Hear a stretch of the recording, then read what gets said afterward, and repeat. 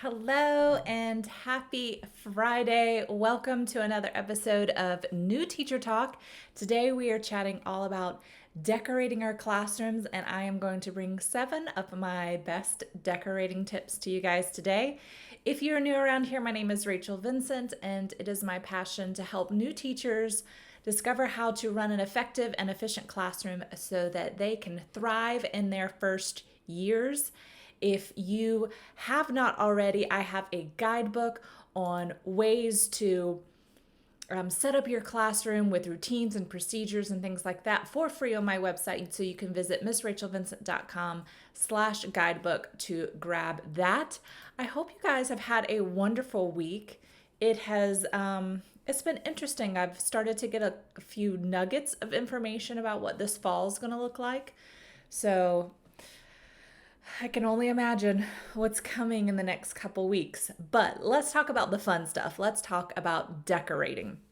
So I'm going to share with you 7 of my best tips for decorating, and then let me know in the comments if you have any great ideas for decorating your classroom as well, because although we're not sure how we're going to start the year, I know we'll be in the classroom at hopefully some point, whether it's hybrid or full-time, who knows. But my number one tip is to pick a theme. If you have a class theme, let me know. You can pick a theme that is similar, or like what we would think of a theme as, like, bees or a sports theme or something along that lines.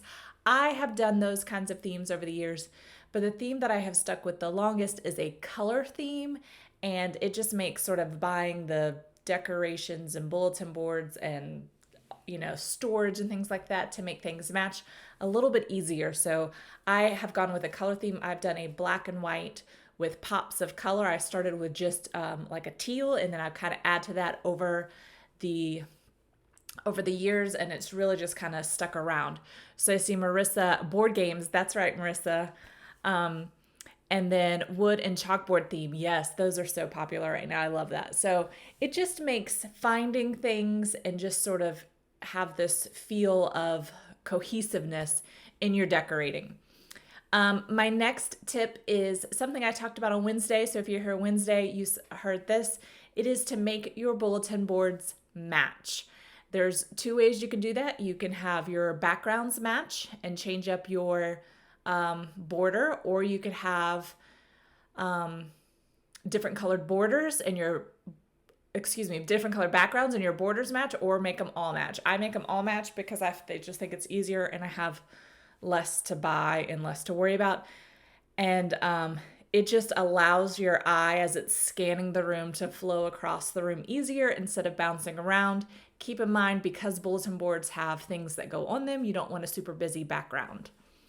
The next tip I have for you is to leave space for students' work. For some reason, we feel like we have to fill all of our walls, all of our spaces, and you will at some point in the year, but you don't have to have that at the beginning of the year. So leave a space.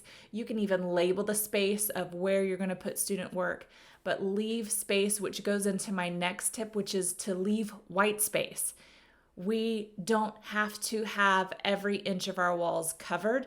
And actually what it does is, personally, I feel like when students walk in the classroom, they feel like, well, there's no space for me because the teacher stuff is everywhere. So leaving that white space allows for students to kind of feel like that what they do in the classroom is just as important, and you're going to display it and promote it. And oftentimes,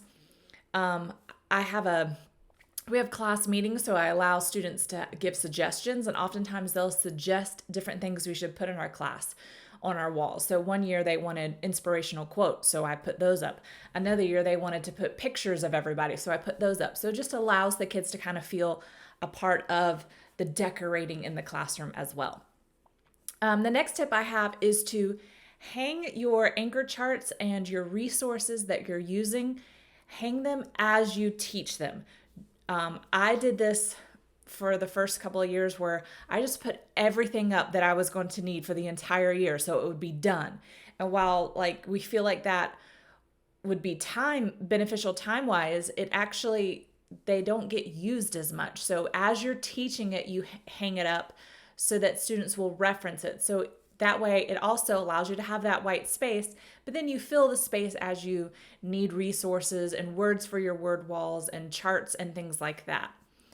My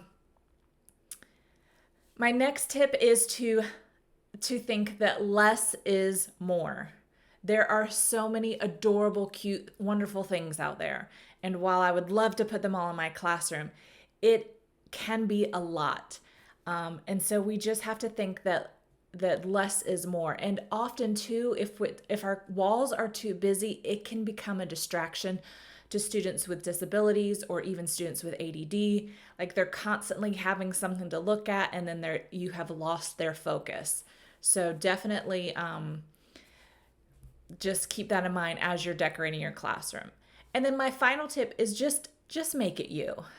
We spend a lot of times in our classroom, and I know there's a lot of teachers out there who feel like you don't need any decorating and things like that, but it's your classroom, so make it you. But again, leave that space for students to have input so you can make it them and become a family. So my classroom tends to look generally the same each year because it's what I like. But I do have different elements of what the students want to have that year. So I would encourage you to do it that way. And remember, there's no one way to have a classroom. Classrooms can look a bunch of different ways. And so make it what works for you. So those are just some of my basic decorating tips. I'm not an interior decorator, so I don't know a lot of that kind of stuff. You would notice if you're at my house, there's not a whole lot of decorating going on, and what is there, my mom has done. But these are just some of the things I've learned over the 16 years of teaching of how we should decorate our space. And really, it honestly makes it less stressful at the beginning of the year because there's so much other things we have to do. So once you have your classroom set up and you do the decorating, just do the basic. I tend to have the spaces I'm going to use and outline it with the border and put a title, and then I just leave it blank sometimes until after Labor Day, which is like the third week of school, but just to allow us to grow into our space.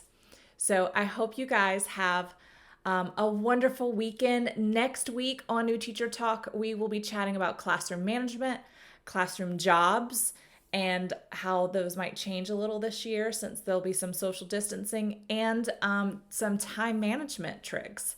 So I can't wait to share those with you guys. I will see you next week at 11 a.m. Have a wonderful weekend.